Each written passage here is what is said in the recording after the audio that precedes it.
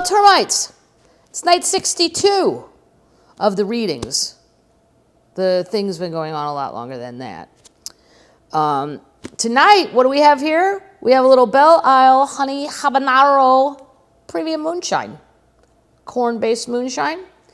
Moonshine, you have to be careful because sometimes they taste delicious, like the watermelon moonshine and the blueberry moonshine, and you think you're just drinking Kool-Aid, and the next thing you know, you're in prison.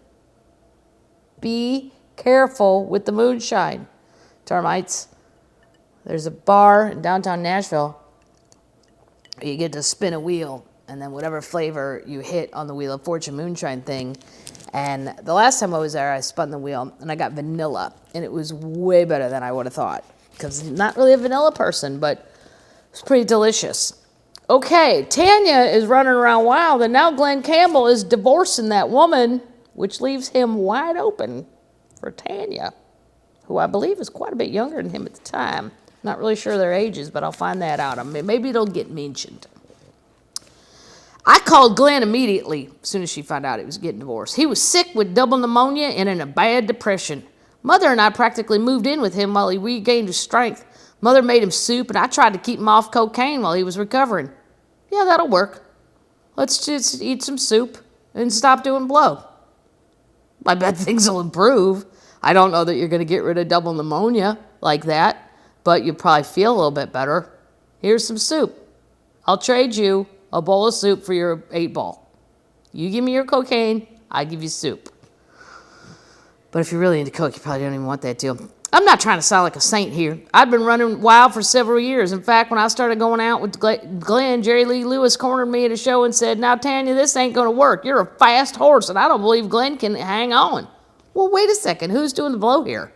Him, not her. Let's not blame her. She hasn't done anything yet. My reputation preceded me into that relationship. By February, I just wanted Glen to get well. I thought I was starting off on a love affair that would end in a marriage that would last a lifetime, just like my parents' marriage had. But you can't build a marriage like my parents when the man gets off his sick bed and says, "What, you want to do a line with me, honey?" And the woman says, "Sure, why not?" Why did I do cocaine that first time? I wish I knew. Sometimes there's a lack of self-examination that probably leads to further problems. Maybe just sit with yourself, termites, and think about why you did stupid shit. And maybe you won't do it again. I've tried to say very little in print or television about my time with Glen, but when I decided to do an autobiography, I knew I was going to have to change. It would be silly to say nothing, or to try to act like it never happened or that it didn't affect me. The continuing interest in our relationship has always been a mystery to me, though. It seems like one of the first questions anybody asks in half my interviews. You won Female Vocalist of the Year in 1991. Great. Now, what about Glen in 1980? What's Glen's autobiography? When Glen's autobiography came out, it started all up again. Anytime two people tell stories about their affair and subsequent breakup, you're going to get each one's personal spin. Just ask any divorced couple what happened to their marriage. And before I give you my spin, I want to explain 2 things. First, I don't think either one of us remembers this saga perfectly. Well, probably not if you're waking up in the morning and doing blow. I bet there's some memories that are a little different, skewed. We weren't videotaping these fights. And second, while I was with Glen, I was very much in love with him. He was the first great love of my life, and there's still part of me that loves him, even though I haven't been in love with him for years. In Glen's book, he likened going out with me to wading through a swamp filled with poisonous snakes. Oh, my. And while one of my friends said she'd take that as a compliment, why? Why would that be a compliment? It hurt my feelings. Yeah, I would think so. Glen and I had fun for a long time. We had some horrible times, but we had some great times, too. When I first got together, he was so unhappy, he'd even stopped golfing, which was, next to music, is probably his biggest passion of his life. I handed him the clubs and told him to go hit the course again. I may not always do the right thing, but at least I do something. He started playing golf again, and I believe he started coming back to the world right then. Maybe not the real world, because according to him, we were both on cocaine almost every minute of every day we were together. Here's what I wonder. If he was that out of it, how did he remember all that stuff he wrote about me? Exactly. Well, if you were drunk and I was drunk, how do you know we were drunk?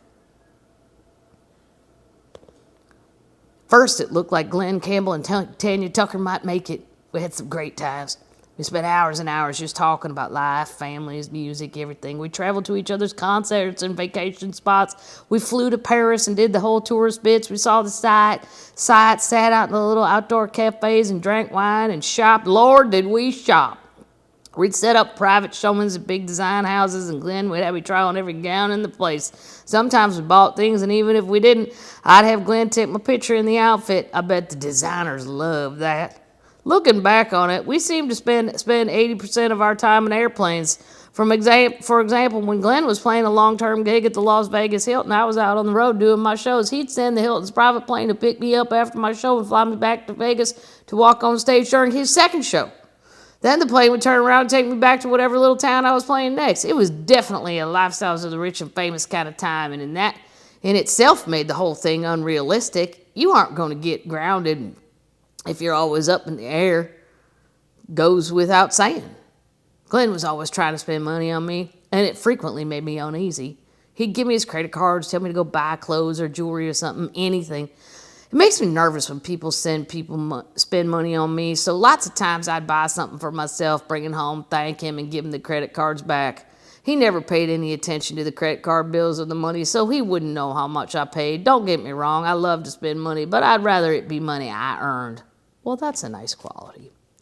He did buy me lots of things. He bought me clothes and jewelry. He hired Lear jets to fly me to some shows of his shows, and he chartered them to come see mine.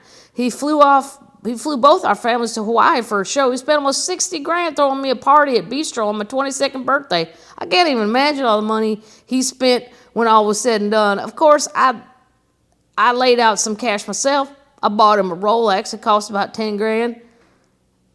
That cost about $10,000, and it was $10,000 I probably didn't have to spend. Well, probably not getting that back.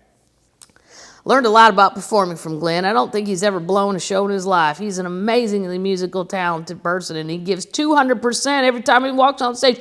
200%. You never hear that. You hear 100%, 110%, but never 200. I don't care how drugged up he was or what mood he was in. He gave the show every time. It'd be really hard to sing like, I am a lineman for the county, if you're coked up. It's awfully slow. It's a very slow song. And I ride the... Glen will go ahead and do a show no matter what else is going on. One day, after we'd gone roller skating and he broke his arm, he not only made it to the opening night in Vegas Frontier Hotel, he played his guitar. He connects with his audience, and I admire his commanding stage presence. Glen's broad-based audience was the one I'd always wanted too. All I'd ever asked for in this business was to make good music, to be able to get out there and perform the songs I loved and entertain the people. I loved the way he was able to sing anything and people loved it, yet there was never the feeling that he turned away from his roots in country music. No, that was just on Tanya.